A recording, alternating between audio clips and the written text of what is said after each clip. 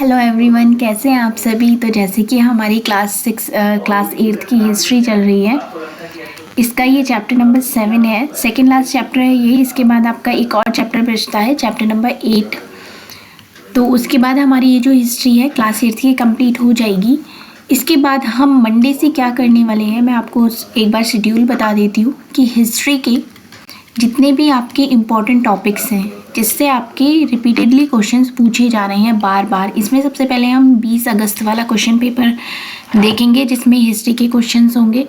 वो उसके बाद ये नोट डाउन करेंगे कि क्या क्या टॉपिक्स हैं जिनसे ये क्वेश्चंस आए हुए हैं, और नेक्स्ट डे से ही हम सारे टॉपिक्स को डिटेल में स्टडी करना स्टार्ट कर देंगे। ठीक है, तो इससे क्या होगा, एक तो आपका जो रिवीजन है वो आपका स्टार्ट हो जाएगा, क्योंकि आपके पास अब बहुत कम टाइम है, आपको इस टाइम सिर्फ रिवीजन ही करना है। और अब हम मंडे से जो हमारा है वो हमारी रिवीजन सीरीज़ ही स्टार्ट हो जाएगी। इसमें मैं आपको पेडागॉजी भी कराने वाली हूँ। एसएसटी की जो पेडागॉजी आती है वो भी मैं इसमें आपको अब लास्ट टाइम में उसके जितने भी क्वेश्चंस हैं वो सारे कराऊंगी। क्या क्या टॉपिक्स मेनली पूछे जाते हैं, क्या आपको स्ट्रेटजी रखनी है अपनी जिससे आप क्वेश्चंस को बहुत ही जल्दी सॉल्व कर सकते हैं, ये सब कुछ मैं आपको कमिंग डेज में बताने वाली हूँ। ठीक है, तो चलिए इस चैप्टर को स्टार्ट करते हैं जिसका नाम है महिलाएं, जाति और सुधार। अब तक आपने क्या क्या पढ़ा है। जैसे जैसे अंग्रेजों का राज शुरू हुआ था वैसे वैसे आदिवासियों की क्या स्थिति, एजुकेशन सिस्टम क्या रहा था, मकौली का एजुकेशन सिस्टम क्या था, उन्होंने क्या चाहा कि किस तरीके की एजुकेशन होनी चाहिए। अब आप क्या देखेंगे कि इस पूरे सिनेरियो में महिलाओं की स्थिति क्या रही, जाति क्या था और उसमें इम्प्रूवमेंट किस तरीके से हुई, ये सारा कुछ आप इस चैप्टर में पढ़ेंगे। जैसे कि आपने कभी सोचा था कि आज की हमारी ज़िंदगी जितनी ईजी है, क्या 200 साल पहले भी ऐसी ही रही होगी। मतलब आज अगर देखा जाए कि लड़कियां स्कूल जाती हैं, कॉलेज जाती हैं, जॉब कर रही हैं, बाहर घूमने जाती हैं, मतलब कितनी फ्रीडम है आज की डेट में अगर लड़कियों को देखा जाए तो। लेकिन पहले के टाइम पे ऐसा नहीं होता था, स्कूल नहीं जाती थी, स्कूल कॉलेज नहीं जा सकते थी, और शादी बहुत जल्दी हो जाती थी, वोट नहीं डाल सकती थी, और मतलब गरीबों को तो शिक्षा मिलती ही नहीं थी। कुछ परिवारों की चली भी जाती थी लड़कियां, लेकिन वो कुछ समय से के लिए ही जा पाती थी। तो मतलब जो 200 साल पहले जो हालात थे वो बहुत ज़्यादा ख़राब थे। जैसे कि बहुत ही कम उम्र में शादी हो जाती थी, और जो हिंदू और मुसलमान होते थे वो जितने भी पुरुष होते थे उसमें उन सबको ही एक से ज़्यादा पत्नियां रखने की एक तरीके से छूट थी। अब जैसे मुसलमानों में होता है कि एक से ज़्यादा पत्नियां रख सकते हैं, लेकिन हिंदुओं में भी ऐसा था। पहले के टाइम पे राजा महाराजा की एक से ज़्यादा पत्नियां हुआ करती थी। अब अगर कोई लड़की विधवा हो गई बाई चांस, तो वैसे उसकी ज़िंदगी नरक बना देते थे, उसको सती कर देते थे पति के साथ। और अगर सती नहीं हुई तो उसके साथ इस तरीके का व्यवहार किया जाता था कि ना वो बेचारी कहीं रह सकती थी ना कुछ कर सकती थी, तो वो भी एक तरीके की दिक्कत थी। स्त्री और पुरुषों के बीच फ़र्क नहीं था। ज़्यादातर इलाकों में जातियों में लोग बटे हुए थे। जैसे कि मैंने आपको पहले भी बताया था कि जो ब्राह्मण जाति के लोग होते थे वो अपने आप को उच्च मानते थे। उसके बाद आते थे आपके क्षत्रिय और ब्राह्मण, ये दो जाति के लोग थे जो अपने आप को बहुत उच्च मानते थे। वैश्य थे जो कि कारोबार करते थे, और सबसे ज़्यादा जो निम्न जाति के माने जाते थे वो शूद्र माने जाते थे। ठीक है, जिनको साफ सफाई करना होता था, और छोटी जाति के लोग जो काम करते हैं वो, और जो ये बड़ी जाति के लोग होते थे ये उनको बहुत अछूत समझते थे, मंदिरों में प्रवेश नहीं करने देते थे, कुएं से पानी निकालने नहीं देते थे, मतलब घाट हो गए, तालाब हो गए, इन पर नहाने नहीं देते थे, और निम्न दर्जे का मनुष्य समझा जाता था इनको, शूद्र को। ठीक है, अब क्या हुआ, जैसे कि 19वीं और 20वीं शताब्दी के दौरान इनमें से बहुत सारे कायदे कानून और नज़रिए धीरे धीरे बदलते गए। अब क्या क्या चेंजेस आए थे वो अब आप यहाँ पर पढ़ेंगे। अब जैसे परिवर्तन की दिशा में उठते कदम, इसमें क्या हुआ, 19वीं सदी की शुरुआत में से ही हमें सामाजिक राजनीतिक रिवाजों और मूल्य मान्यताओं से संबंधित बहस, मुबाहिसे और चर्चाओं का स्वरूप बदलता दिखाई दिया। उसकी एक अहम वजह ये थी कि जो संचार के तरीके थे वो विकसित हो गए थे। विकसित किस तरीके से हुए, जैसे कि किताबें आ गई, अखबार, पत्रिकाएं, पर्चे, पुस्तिकाएं, ये सब छपने लगी। अब ये जैसे छपने लगी थी तो लोगों ने इनको पढ़ना शुरू कर दिया। पढ़ना शुरू करा तो बहुत सारे लोग थे वो अपनी भाषाओं में लिख भी सकते थे, तो वो अपने विचार व्यक्त करने लगे। नए शहरों में तमाम तरह के सामाजिक, राजनीतिक, आर्थिक, धार्मिक मुद्दों पर पुरुषों और कभी कभी महिलाओं के बीच में भी चर्चा हो जाती थी। अब ये सारी चीज़ें जो थी ये सामाजिक परिवर्तन के आंदोलनों से भी जुड़ी हुई थी। अब इसमें क्या होता था, इसमें जो सबसे पहले ये आए थे राजा राम मोहन राय। इसी तरह के एक ये सुधारक थे। इन्होंने किसकी स्थापना करी थी? ब्राह्मण समाज की इन्होंने स्थापना करी थी। ये बहुत इंपॉर्टेंट पॉइंट है कि राजा राम मोहन राय ने कौन से समाज की स्थापना करी थी, तो उन्होंने ब्राह्मण समाज की स्थापना करी थी, एक सुधारवादी संगठन बनाया था। ठीक है, इन्होंने लोगों को सुधारने के लिए इसलिए कहा था क्योंकि वो मानते थे कि ये जो समाज है इसमें परिवर्तन लाना बहुत ज़रूरी है। ये जो इस तरीके की रीति बनी हुई है कि जैसे कि सती हो जाना या विधवाओं के साथ इस तरीके की चीज़ें सामने आना, महिलाओं के साथ इतनी तरीके के अत्याचार होना, इन सब से छुटकारा पाना बहुत ज़रूरी है। इसलिए इन्होंने लिखा था कि किस तरह महिलाओं को जबरन घरेलू कामों में बांध कर रखा जाता है। उनकी जो दुनिया है वो सिर्फ घर से रसोई तक ही सीमित है, उससे ज़्यादा उनको पढ़ने लिखने की इजाज़त भी नहीं है। तो ये इस चीज़ के बिल्कुल अगेंस्ट थे। इनको लगता था कि महिलाओं की स्थिति में सुधार होना बहुत ज़रूरी है।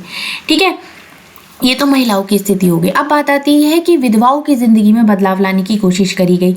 इस बात को आपने प्रीवियस चैप्टर्स में देखा होगा कि अंग्रेज़ों ने भी इस चीज़ के ऊपर पाबंदी लगाई थी, सती प्रथा के ऊपर, और विधवाओं के दूसरे विवाह के लिए भी उन्होंने इस चीज़ को कहा था। अब राजा राम मोहन राय जो थे वो इस बात से बहुत दुखी थे कि विधवा औरतों को अपनी ज़िंदगी में बहुत कष्टों का सामना करना पड़ता है। अब उनको क्या क्या सामना करना पड़ता है ये भी आपको आगे पता चलेगा। जैसे कि राजा राम मोहन राय थे, इन्होंने संस्कृत, फारसी और अन्य भारतीय एवं यूरोपीय भाषाओं के अच्छे ज्ञाता थे। इन्होंने मतलब अपने प्रयासों में सिद्ध करने का प्रयास किया है कि प्राचीन ग्रंथों में विधवाओं को जलाने की अनुमति कहीं नहीं थी। ये क्या करते थे, ये कोई भी अगर चीज़ लेकर आते थे या कोई भी आलोचना करते थे तो ये ऐसे ही नहीं है कि आए और कुछ भी कहना शुरू कर दिया। ये उसका प्रीवियस टेक्स्ट निकालते थे कि किस तरीके से भाई जो हमारे पुराने जो ग्रंथ लिखे हुए हैं उनमें इस तरीके की कोई भी चीज़ नहीं है कि विधवा अगर कोई हो गई है स्त्री तो उसको सती कर दिया जाए। तो उसके बेस पर ये फिर आगे आलोचना करने थे। अब राजा राम मोहन राय के विचारों को सही मानते थे क्योंकि उनकी एक विद्वान व्यक्ति के रूप में प्रतिष्ठा थी। कौन मानते थे? अंग्रेज जो अफसर थे वो राजा राम मोहन की बात को भी सही मानते थे क्योंकि उनकी एक प्रतिष्ठा थी। अब इसके बाद क्या हुआ, 1829 में सती प्रथा पर रोक लगा दी गई। ठीक है, अब ये तो हो गया। अब जब भी वे किसी हानिकारक प्रथा को चुनौती देना चाहते थे तो अक्सर प्राचीन धार्मिक ग्रंथों में ऐसे श्लोक या वाक्य ढूंढने का प्रयास करते थे जो उनकी सोच का समर्थन करते हो। मैंने जैसे कि बताया वो ऐसे ही डायरेक्ट अपना कोई भी कथन नहीं कहते थे, वो पहले उस चीज़ को धार्मिक ग्रंथों से लिंक करते थे, उसमें जोड़ते थे, उसमें देखते थे, ढूंढने का प्रयास करते थे कि इस चीज़ के बारे में पुरानी क्या चीज़ें लिखी हुई हैं। ठीक है, तो अब जैसे यहाँ पर आता है कि पहले हम उन्हें लड़कियों में बांध देते हैं, मतलब बहुत सारा के सती का समर्थक ऐसे हुआ था, सती के विरोध में इन्होंने क्या क्या किया था।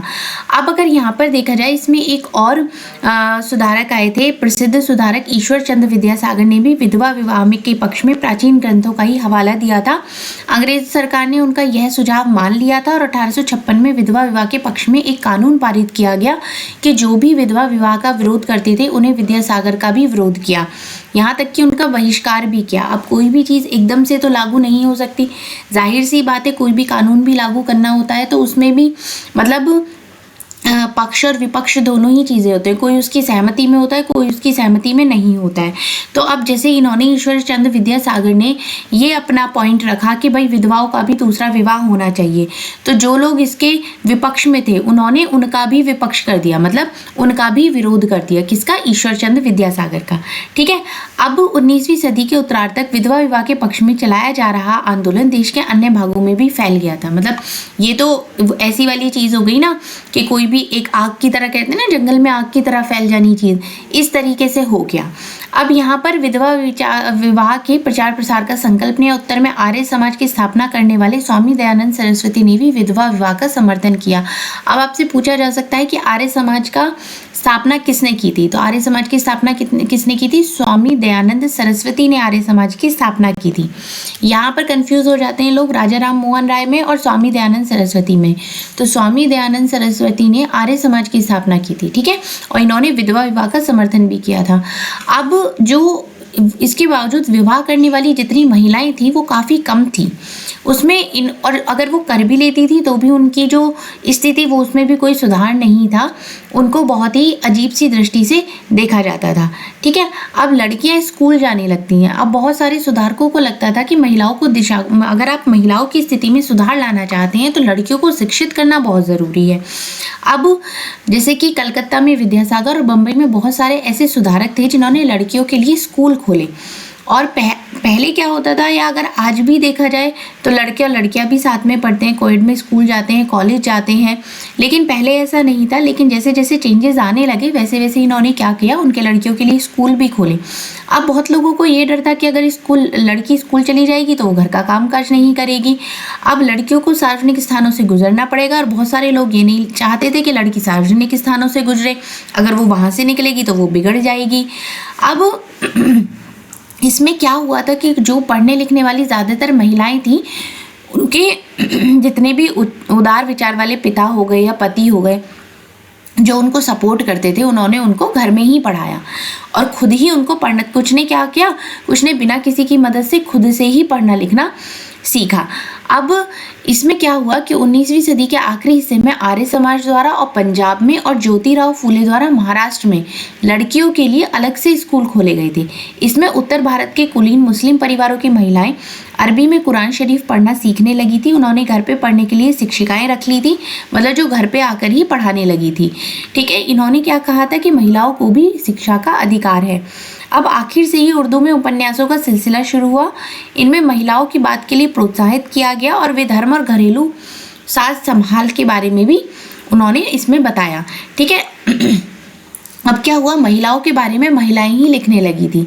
अब 20वीं सदी की शुरुआत से बहुत सारी मुस्लिम महिलाओं ने महिला शिक्षा को बढ़ावा देने के लिए बहुत ही महत्वपूर्ण भूमिका निभाई थी। जैसे कि इसमें भोपाल की बेगमों में अलीगढ़ की लड़कियों के लिए प्राथमिक स्कूल खोला गया था, जिसमें बेगम रुकैया सखावत हुसैन भी इस दौरे की एक प्रभावशाली महिला थी, जिन्होंने क्या किया था, इन्होंने कलकत्ता और पटना में मुस्लिम लड़कियों के लिए स्कूल खोले थे। ठीक है, और ये मतलब जो ये रूढ़िवादी धारणाएं थी उनकी ये कटु आलोचक थी। ठीक है, इनका भी ये था कि औरतों को जिस हिसाब से देखा जाता है वैसे नहीं होना चाहिए। अब यहाँ पर भी ये दिखा हुआ है कि जब औरतों का पति मर जाता है तो उनकी कितनी खराब स्थिति हो जाती है, वो यहाँ पर बताया गया है। अब 1880 के दशक तक आते आते भारतीय महिलाएं विश्वविद्यालयों में भी प्रवेश करने लगी थी। मतलब 1880 में भी उनकी एजुकेशन बढ़ने लगी थी, वो हायर एजुकेशन लेने लगी थी। बहुत सारी महिलाएं जो थी वो अपने विचार भी प्रस्तुत करने लगी थी, लिखने लगी थी, बुक्स लिखने लगी थी, कुछ चिकित्सक बन गई थी, कुछ शिक्षिका बन गई थी। जैसे कि संस्कृत की महान विद्वान थी पंडिता रमाबाई का मानना है कि हिंदू धर्म महिलाओं का दमन करता है। उन्हें ऊंची जातियों की हिंदू महिलाओं की दुर्दशा पर एक किताब भी लिखी थी, जिसमें पूना में एक विधवा गृह की स्थापना थी जहां ससुराल वालों के हाथों अत्याचार झेल रही महिलाओं को पनाह दी जाती थी। इन्होंने एक तरीके से विधवा घर बनाया था पूना में, जहाँ पर जितने भी महिलाएं दहेज को लेके जो लोग उन्हें प्रताड़ित करते थे, मतलब परेशान करते थे, वो वहाँ पर आकर रह सकती थी और उनको ऐसी ऐसी चीज़ें वहाँ पर सिखाई जाती थी जिससे वो अपनी रोजी रोटी चला सकें। अब इन बातों से रूढ़िवादी खेमे के लोग काफ़ी आग बबूला हुए थे। जैसे कि ये हिंदू राष्ट्रवादियों को लगने लगा था कि हिंदू महिलाएं पश्चिमी तौर तरीके अपना रही हैं, मतलब जैसे कि भाई अंग्रेज़ों की तरह जो तौर तरीके हो गए हैं उन्होंने अपनाना शुरू कर दिया है। अब जैसे कि आप देख सकते हैं कि 19वीं सदी के आखिर तक खुद महिलाएं भी सुधारकों के लिए बढ़ चढ़कर प्रयास करने लगी थी। उन्होंने किताबें भी लिखी, पत्रिकाएं निकाली, स्कूल प्रशिक्षण केंद्र खोले, महिलाओं को संगठित किया। 20वीं सदी की शुरुआत से वे महिलाओं को मताधिकार, बेहद स्वास्थ्य सुविधाएं, शिक्षा के अधिकार के बारे में कानून बनवाने के लिए राजनीतिक दबाव समूह बनाने लगी थी। ठीक है, इन्होंने 1920 के दशक के बाद विभिन्न प्रकार के राष्ट्रवादी समाजवादी आंदोलनों में हिस्सा भी लिया था। अब यहाँ से आंदोलन भी शुरू हो जाते हैं, जैसे कि पंडित जवाहरलाल नेहरू हो गए, सुभाष चंद्र बोस हो गए। नेताओं ने महिलाओं के लिए और भी ज़्यादा स्वतंत्रता और समानता की मांग का समर्थन किया था। इन्होंने कहा था कि जैसे पुरुषों को वोट डालने का अधिकार है, ऐसे ही महिलाओं को भी वोट डालने का अधिकार होना चाहिए। लेकिन ये क्या हुआ, ये जब तक स्वतंत्रता नहीं मिल जाती तब तक महिलाओं को अंग्रेजी राज विरोधी संघर्ष में ही जोर लगाना चाहिए। मतलब क्या हुआ था कि मतलब जब तक भाई स्वतंत्रता नहीं मिल जाती तब तक तो उन्हें उसी तरीके से रहना पड़ेगा जो कि अंग्रेजों ने लगाए हुए हैं। अब बाल विवाह के विरुद्ध कानून, बाल विवाह के विरुद्ध भी कानून बनाया गया, जिसमें ये कहा गया कि कानून के अनुसार जो 18 साल से कम उम्र के लड़के हैं और 16 साल से कम उम्र की लड़की की शादी नहीं की जा सकती, और ये उम्र बाद में बढ़ाकर 21 साल और 18 साल कर दी गई थी। इसके विवाह कानून बनाया गया। अब जाति और समाज सुधार के बारे में बात कर लेते हैं।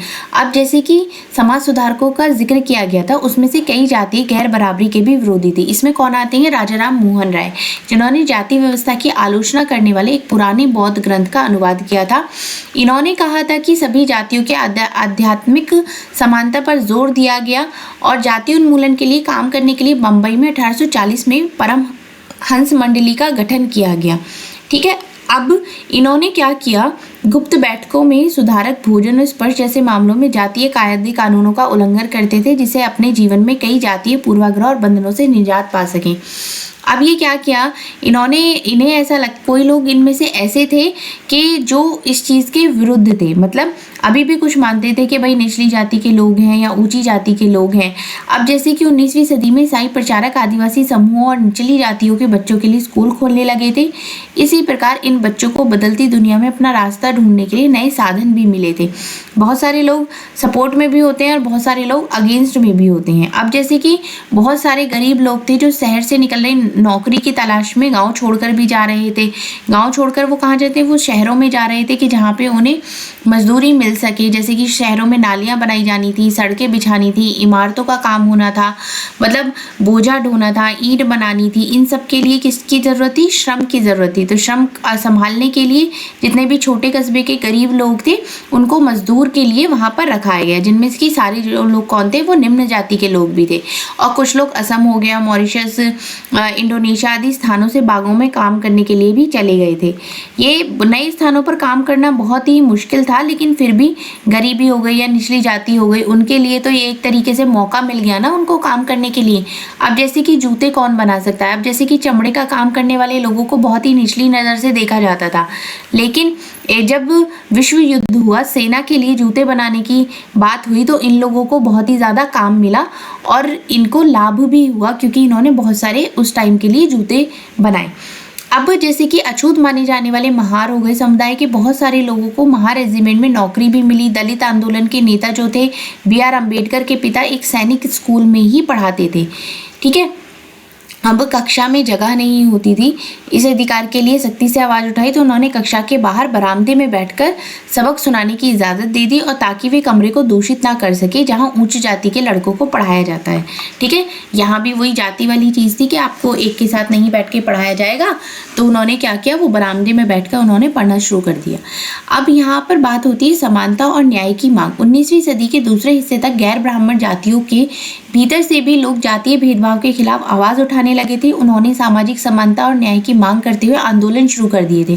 अब यहाँ पर एक एक करके आंदोलन शुरू हो गए थे। ठीक है, जैसे कि सतनामी आंदोलन की शुरुआत घासीदास ने की थी, जिन्होंने चमड़े का काम करने वाले लोगों को संगठित किया, उनकी सामाजिक स्थिति में सुधार के लिए आंदोलन छेड़ दिया। जितने भी नीची जाति के लोग जो कि चमड़ा बना रहे थे, जो कि जूते बना रहे थे, इन्होंने सारे लोगों को संगठन किया और एक आंदोलन छेड़ दिया कि भाई आपको भी समानता का अधिकार मिलना चाहिए। जैसे कि हरिदास ने जाति व्यवस्था को सही ठहराने वाले ब्राह्मणवादी ग्रंथों पर सवाल उठाया था, जिसे आज केरल कहा जाता है। उस जगह को क्या कहा जाता है? केरल कहा जाता है। और इन्होंने क्या कहा था? एझावा जाति के थी श्री नारायण गुरु ने अपने लोगों के बीच एकता का भी आदर्श रखा था। ठीक है, अब इनका एक महत्वपूर्ण कथन था कि ओरु जाति ओरु मतम ओरु देवम मनुष्यानु, मतलब मानवता की एक जाति, एक धर्म और एक ईश्वर होता है। इन सभी पंथों की स्थापना ऐसे लोगों ने की थी जो कि गैर ब्राह्मण जातियों से थे, मतलब जो कि ब्राह्मण जाति के नहीं थे। इस चीज़ों के लिए उन लोगों ने आवाज़ उठाई थी। अब उन्होंने उन आदतों और तौर तरीकों को बदलने के लिए प्रयास किया था जो प्रभुत्वशाली जातियों का अपमान करने के लिए उकसाती थी। उन्होंने अधीनस्थ जातियों में स्वाभिमान का भाव पैदा करने का प्रयास किया था। अब यहाँ पर बात आती है गुलामगिरी की। ये हैं ज्योतिराव फुले। निम्न जाति नेताओं में ज्योतिराव फुले सबसे मतलब प्रमुख नेता में थे। एक तरीके से देखा जाए तो 1827 में जन्मे थे ज्योतिराव फुले ने ईसाई प्रचारकों द्वारा खोले गए स्कूल में शिक्षा प्राप्त की थी, वहाँ ये पढ़े थे। और इन्होंने बड़े होने पर अपनी जाति के आधार पर समाज में जितना भी अन्याय फैला हुआ था उसमें अपने विचार व्यक्त किए थे। इन्होंने ब्राह्मणों के इस दावे पर खुलकर हमला बोला कि आर्य होने के कारण वे औरों से श्रेष्ठ हैं। जैसे कि ब्राह्मण अपने आप को बहुत श्रेष्ठ मानते हैं, तो उन्होंने इसी को ही चैलेंज किया था कि आप इस तरीके से नहीं कर सकते कि आप श्रेष्ठ हैं। कि आर्य विदेशी थे जो उपविदेश द्वीप से बाहर आए थे और उन्होंने इस मिट्टी के असली वारिसों आर्यों के सामने से पहले यहाँ रह रहे मूल निवासियों को हराकर उन्हें गुलाम बना दिया था। अब जब आर्यों ने अपना प्रभुत्व स्थापित कर लिया था तो वे पराजित जनता को नीच निम्न जाति वाला मानने लगे थे। अब इन्होंने क्या कहा था कि ऊंची जातियों का उनका जमीन और सत्ता पर कोई अधिकार नहीं है, यहाँ धरती यहाँ के देशी लोगों की, निम्न जाति के लोगों की है। ठीक है, अब इन्होंने क्या कहा कि आर्यों के शासन से पहले जो ये जो था ये स्वर्ण युग था। जब तक आर्य नहीं आए थे, आर्यों का शासन नहीं था। वो क्या करते थे, जो कि योद्धा किसान थे, वो जमीन जोतते थे, मराठा देहात पर न्याय संगत और निष्पक्ष तरीके से शासन करते थे। उन्होंने सुझाव दिया कि शूद्रों और अति शूद्रों, जिनको अछूत समझा जाता है, इन्हें एक जगह इकट्ठा होना चाहिए, संगठित होना चाहिए। और फुले द्वारा स्थापित किए गए सत्यशोधक समाज नामक संगठन से जातीय समानता का समर्थन में मुहिम इन्होंने एक चलाई थी, इनको सपोर्ट करके। ठीक है, तो अब इन्होंने क्या करा था, इन्होंने एक बुक भी लिखी थी जिसका नाम था गुलामगिरी, गुलामी नामक एक बुक लिखी थी। किसने लिखी थी? ये ज्योतिराव फुले ने लिखी थी। क्योंकि 10 साल पहले अमेरिकी गृह युद्ध हो चुका था, जिसके फलस्वरूप अमेरिका में दास प्रथा खत्म कर दी गई थी। जब ये युद्ध हुआ था अमेरिका में, तो वहाँ पर जो थी ये दास प्रथा खत्म कर दी थी। अब इन्होंने भी इसीलिए ये बुक लिखी थी कि जो कि निम्न जातियों और अमेरिका के काली गुलामों की दुर्दशा को एक दूसरे से जोड़ दिया था। मतलब वो चाहते थे कि यहाँ पर भी ये जो ऊंच नीच की चीज़ें हो रही हैं ये भी खत्म पूरी तरीके से हो जाए। और इस चीज़ पर जाति सुधार का यह आंदोलन 20वीं सदी में भी पश्चिमी भारत में बी आर अम्बेडकर और दक्षिण में ईवी रामास्वामी नायकर जैसे महान दलित नेताओं के नेतृत्व में चलता रहा था। मतलब इन्होंने एक नेतृत्व किया था, किसने? बी आर अम्बेडकर ने और रामास्वामी नायकर ने। इन्होंने कि जो जाति के विरोध में था कि भाई उच्च जाति हो गई, अछूत समझते थे, इस तरीके के उन्होंने आंदोलन को कंटिन्यू रखा। अब जैसे कि मंदिरों में कौन जा सकता है, अब जैसे कि एक महार परिवार में पैदा हुए थे अम्बेडकर। बचपन में उन्होंने इस बात को बहुत नज़दीक से देखा था कि रोज़ाना की ज़िंदगी में जातीय भेदभाव और पूर्वाग्रह क्या होता है। मतलब कितने एक तरीके से अछूत समझा जाता है, कितना डिफरेंस किया जाता है एक उन लोगों में और ऊंची जाति के लोगों में। जैसे कि उन्हें जो कक्षा में अगर वो पढ़ रहे हैं तो ज़मीन पर बैठकर पढ़ना होगा और पानी पीने की इजाज़त नहीं थी। पढ़ाई पूरी करने के बाद उन्हें उच्च अध्ययन करने के लिए अमेरिका जाने की तो फॉलोशिप मिल गई थी बी आर अम्बेडकर को तो। लेकिन जब वो भारत लौटे और उन्होंने देखा कि भाई आज भी यहाँ पर वही चीज़ें हैं जो पहले थी, तो इन्होंने क्या किया था, उन्होंने समकालीन समाज में उच्च जातीय सत्ता संरचना पर काफ़ी लिखा था इन्होंने। ठीक है, अब इन्होंने 1927 में मंदिर में प्रवेश के लिए आंदोलन भी किया था। इन्होंने कहा था कि भाई ब्राह्मण पुजारी इस बात पर बहुत गुस्सा हो गए थे कि भाई दलित हो आप, आपने पानी क्यों पी लिया, आप मंदिर में प्रवेश क्यों कर दिया। तो इन्होंने इस तरीके के 3 आंदोलन चलाए थे और ये पूरे देश को दिखाना चाहते थे कि मतलब जो ये भारत है किन चीज़ों में जकड़ा हुआ है, क्यों इन चीज़ों से आप उभर नहीं रहे हैं। एक और आंदोलन इसमें चला था जो था गैर ब्राह्मण आंदोलन। अब 20वीं सदी के आरंभ में गैर ब्राह्मण आंदोलन शुरू हुआ था। यह उन गैर ब्राह्मण जातियों का था जिन्होंने शिक्षा, धन और प्रभाव हासिल हो चुका था। उनका तर्क था कि ब्राह्मण तो उत्तर से आए हैं, उन आर्य आक्रमणकारियों के वंशज हैं जिन्होंने यहाँ के मूल निवासियों देसी द्रविड़ नस्लों को हराकर दक्षिण भूभाग पर विजय हासिल की थी। उन्होंने सत्ता पर ब्राह्मणवादी दावों को भी चुनौती दी थी। ठीक है, अब ये जो थे रामास्वामी नायकर एक मध्यम परिवार में पले बड़े थे और प्रारंभिक जीवन में वे सन्यासी थे। उन्होंने संस्कृत शास्त्रों का गंभीरता से अध्ययन किया था। बाद में वे कांग्रेस के सदस्य भी बन गए थे।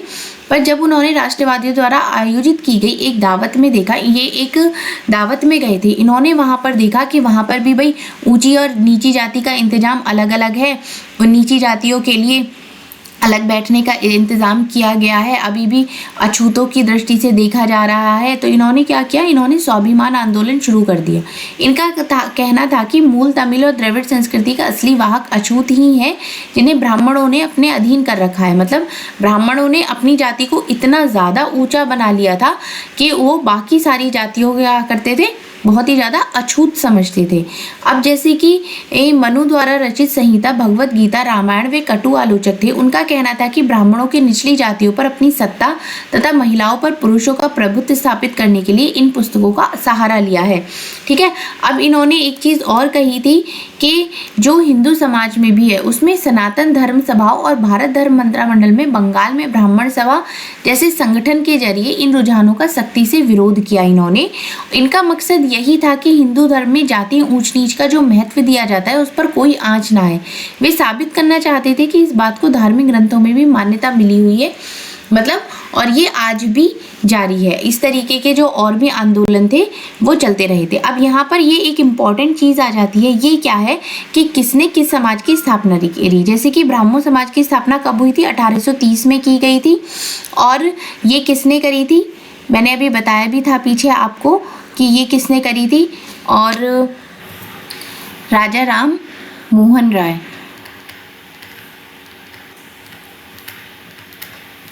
जिन्होंने इस समाज की स्थापना करी थी। इसलिए क्या था कि मूर्ति पूजा और बलि के विरोधी थी। इसके अनुयायी उपनिषदों में विश्वास रखते थे। ठीक है, अब यहाँ पर डेरोजियो यंग बंगाल की बात अगर होती है तो यहाँ पर हिंदू कॉलेज और कलकत्ता में ये अध्यापक थे। और एक और चीज़ आ जाती है यहाँ पर जो इम्पोर्टेंट है, रामकृष्ण मिशन और विवेकानंद।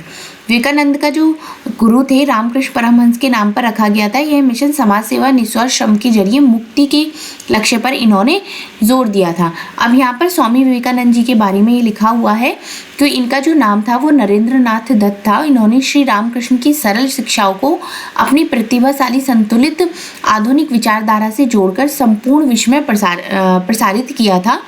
ये 1893 में शिकागो में विश्व धर्म संसद में उन्हें सुनने के बाद न्यूयॉर्क हेरोल्ड के विवरण दिया था। ऐसे विद्वान राष्ट्र में धर्म प्रचारक को भेजना कितना मूर्खतापूर्ण है। वास्तव में स्वामी विवेकानंद आधुनिक समय के पहले भारतीय थे जिन्होंने विश्वव्यापी स्तर पर वेदांत दर्शन के आध्यात्मिक गौरव को पुनर्स्थापित किया था। ठीक है, अब यहाँ पर बात आ जाती है प्रार्थना समाज की। जातीय बंधनों को खत्म करने, बाल विवाह के उन्मूलन के लिए प्रयास किया था। प्रार्थना समाज में महिलाओं की शिक्षा को प्रोत्साहित किया गया था।